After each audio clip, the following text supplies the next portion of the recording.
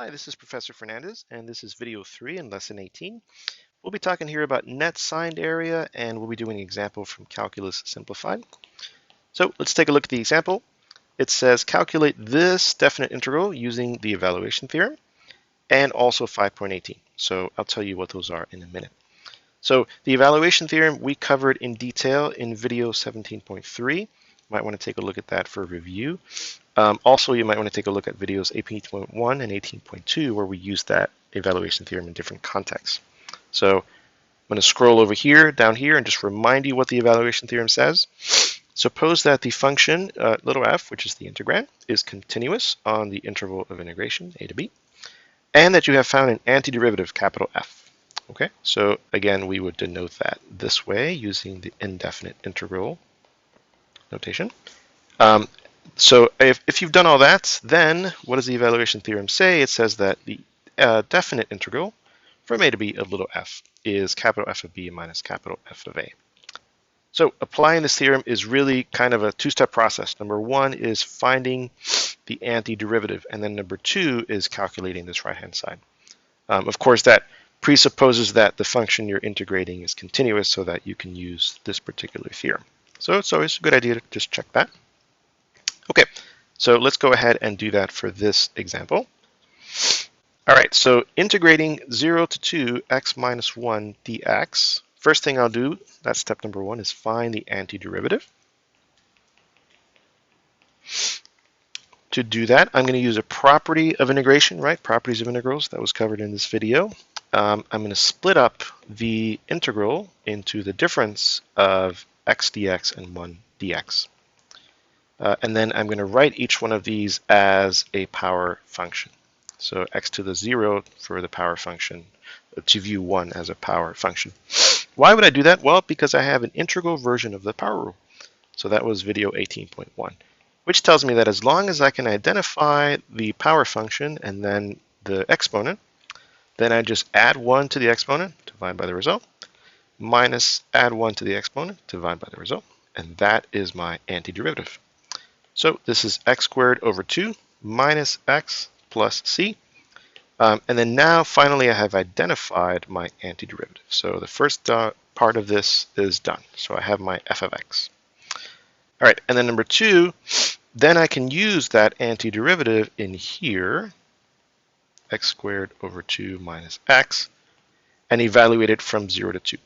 So now I'm going to do the capital F of b minus capital F of a step. So I'm substituting in the 2 here everywhere I see an x, and then I'm going to substitute the 0 here, but I don't get anything additional. So then I do the arithmetic. I get 4 over 2 minus 2, 2 minus 2, I get 0. Okay, so this number for us in the course thus far has been telling us information about the area under the graph of the integrand from a to b. However, we have used that interpretation only for these cases where the integrand is, the y values are never negative, which has been true thus far in the course. Let's take a look at this function though, and let's see what this function looks like if we just do a quick little graph here. So let's graph y equals x minus 1, only on this interval, okay? So at x equals 0, I get negative 1. At x equals 1, I get 0. And then at x equals 2, I get 1. So that's the graph of this function on this interval. And you can see that, this function has portions where the y values are negative. So we are not going to be able to interpret the equals 0, the 0 that we just got from this definite integral, as the area between the graph and the x-axis, because there are negative y values here. So the question is, how do we interpret this number? Okay, and that's where the second part of the question comes in.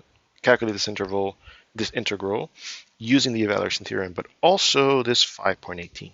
So what is 5.18? Let me first erase all this and then scroll down and show you what that 5.18 is. Okay, so 5.18 is the equation that you see on the right-hand side here, lower right-hand side. And what does this say? So this says basically that if you have calculated the definite integral, probably using the evaluation theorem, so you've verified continuity here, and you have a function that kind of goes up and down and up and down above and below the x-axis. Oops. Let's use a different color here. Maybe it does something like this. Okay. Maybe this is your b, and then maybe this is your a is over here, a equals 0. Then what this 5.18 says is that you look at all of the area that is above the x-axis, call that a sub plus. You look at all the area that's below the x-axis, call that a sub minus. And then your definite integral from little a to little b is the difference of a sub plus minus a sub minus. So that's what's down here. In other words, the area under the curve is not the best interpretation if your function has negative y values, right? Because that would be like, if this is the curve and the area under the curve, what is under the curve? Area between the curve and the x-axis is a better way to put it. But then you still have this notion of like, how do you factor in this area versus how do you factor in that area? And this is the answer. All of the area that is above the x-axis, you clump that together, right? The function may go above the x-axis multiple times. So you would take this plus this plus this.